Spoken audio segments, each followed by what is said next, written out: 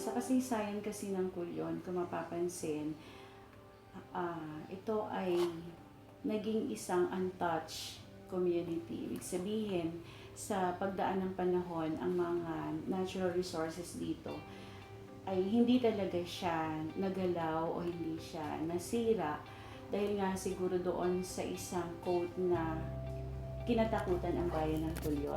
Culion was a reservation for many years. Actually, since 1906 hanggang 1995, it was a reservation na kung saan ay inilaan ang paligid niya, ang mga resources niya, at ang kagandahan ng kanyang, ang kayamanan ng kanyang bayan para po sa tinatawag nating leper colony. Ngayon, naging advantage yun sa pag-develop ito an ecotourism site dahil na-preserve ang mga natural resources ng Culion. Ecotourism, it's having a tour activity sa isang area na hindi naman naapektuhan dapat yung environment. Para sa akin, ito yung pagdadala ng mga bisita o turista sa isang lugar na at the same time dapat yung environment na ginagawa ng activity is hindi nasisira. Parang kumbaga pagpunta mo doon, kung ano yung pinuntahan, dapat yun pa rin pag-alis. For me, ecotourism yung mga bisita siguro na parang willing talaga na yung pagpunta sa isang lugar na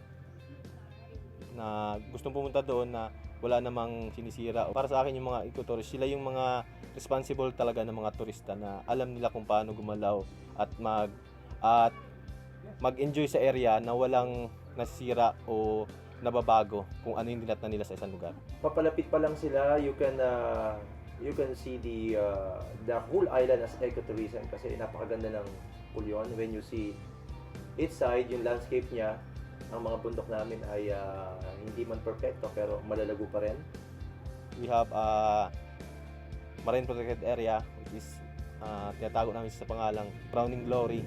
Then next is yung meron kami dito ng reservation area sa may baldat, sa may part ng baldat na kung saan doon kami nagtatanim ng mangroves. So then meron pa kaming dinevelop na marine protected area somewhere in malapit sa Malcapuya na sa ngayon nasa process kami kung paano namin mapapalagaan pa yung mga corals doon. Here in Culion, meron kaming mangroves planting na ginagawa namin. So, yung mga bisita o yung mga tourist pumupunta dito na nagbabayad na sila just to come here tapos tumutulong pa sila na magtanim ng mangroves.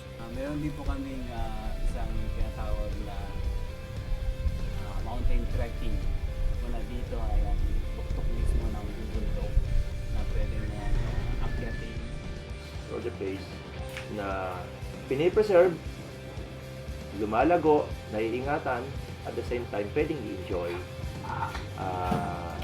ng ating mga turista as part of our tourism. Culion is very clean. It's beautiful. Really nice island there. Very fascinating museum. We've mainly been snorkeling and being on the beach, so it's a bit different from the museum. It's nice. Culion is really fascinating and wonderful. They have preserved not only their natural resources in the sea but also in the land. They are rich in culture and history. Could help preserve resources here. I could help preserve the marine life, or probably just by planting mangrove, we can totally save marine life. And so in the future, it doesn't get ruined that bad. And when we come back, there's still a lot of fishes and a lot of marine life